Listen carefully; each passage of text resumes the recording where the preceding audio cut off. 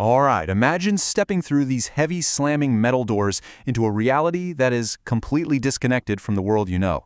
Look, every prison out there runs on a hidden order, and it's one that literally has nothing to do with the guards or those official rules posted up on the walls.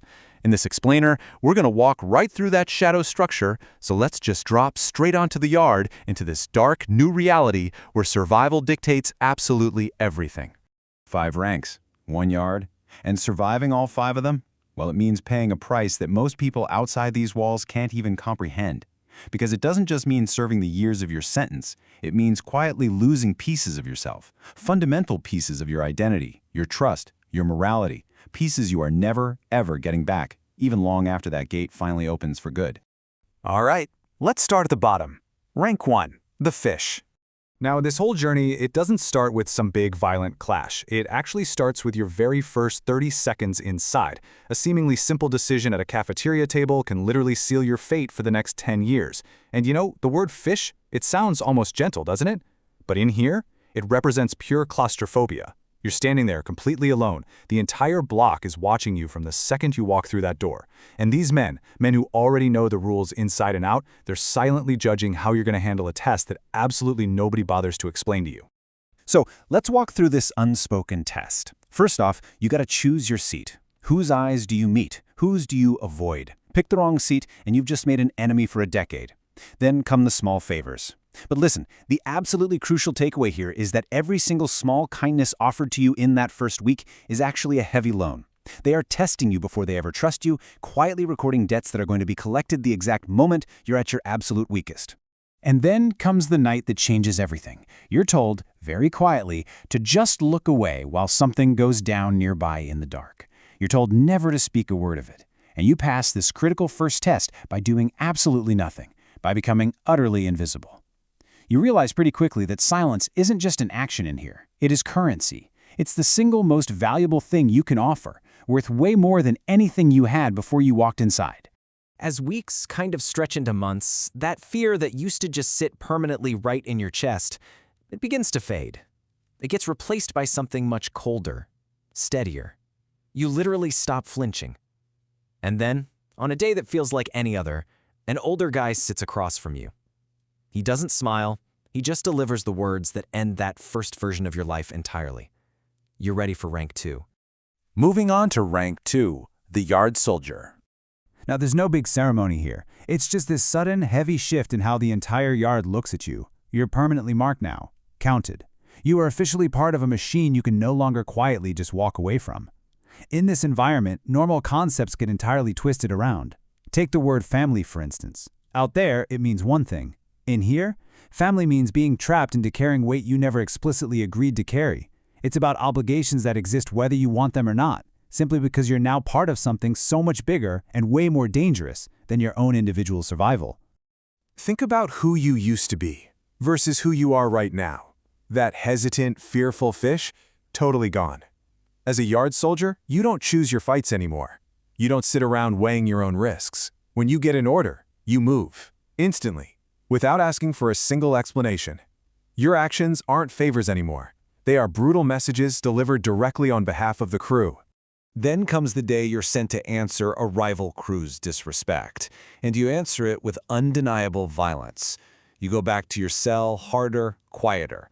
Rivals know your face for sure now, but honestly, what matters more is that the man running the yard is watching you. He's assessing whether that violence pushed you toward fear or toward ambition. Ambition wins out. And man, that is exactly what he needed to see. Which brings us to rank 3, the lieutenant. So that ambition has really propelled you forward, and leadership arrives way faster than you probably expected. All of a sudden, you're in charge of an entire section, commanding men who literally yesterday were your equals. Now, you might think leading a section is all about commanding through fear, right?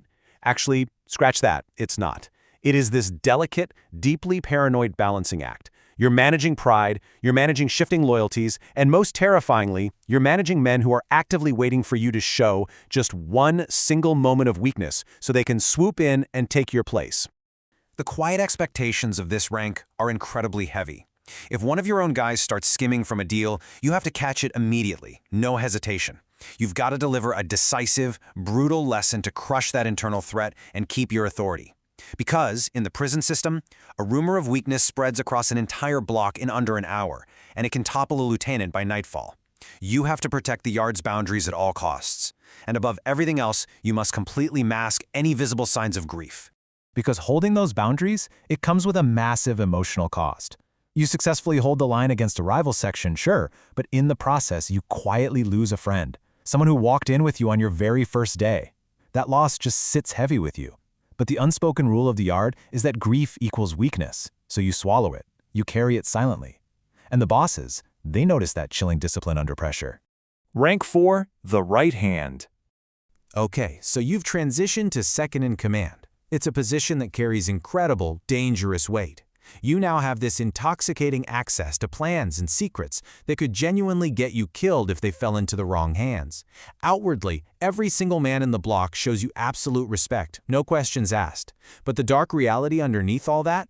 Every single one of those men is patiently waiting for you to slip up, waiting for your highly coveted spot to finally open up. You're forced to just lean into the paranoia of the yard. Other lieutenants start testing your loyalty with these really subtle hints, kind of suggesting, things might run a whole lot better if you were in charge. But you have to refuse every single one of them. You've seen exactly what happens to men who make a premature move for the top. You have to navigate this crazy minefield of hidden agendas every single day.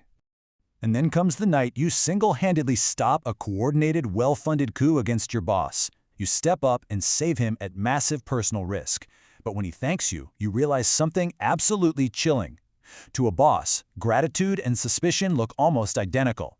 By proving just how capable you are, you realize you've just become powerful enough to be the boss's absolute next problem. Finally, rank 5, the shot caller. The old boss steps back quietly, and you ascend to the absolute pinnacle of this hidden world. You control the deals, the disputes, the entire flow of the yard. But you quickly learn a pretty devastating lesson. Control is definitely not the same thing as peace. The true cost of wearing the crown is that trust becomes a luxury you simply can no longer afford. The isolation is just crippling.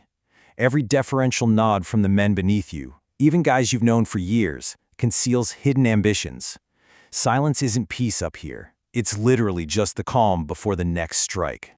Let's just trace the rapid sequence of your reign. Year 1. Your influence expands successfully. Things are looking up. Year 2, an old rival offers a truce. You accept it because, honestly, the block is exhausted by constant conflict. But deep down, you know it's unstable. And by year 3, that truce doesn't break from the outside. No, it breaks because a plot forms right beside you, from within your own trusted inner circle. And that brings us to the end, the inevitable fall.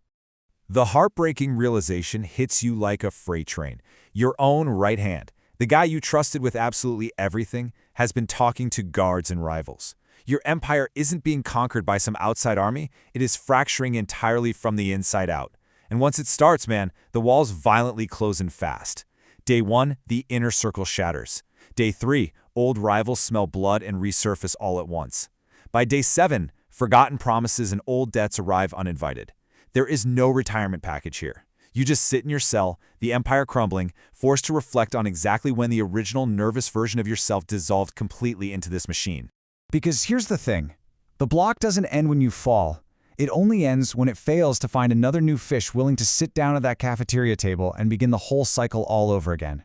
Knowing absolutely everything this place takes from a person, the time, the trust, the literal pieces of their soul, I want you to genuinely ask yourself, which rank would you have honestly stopped at?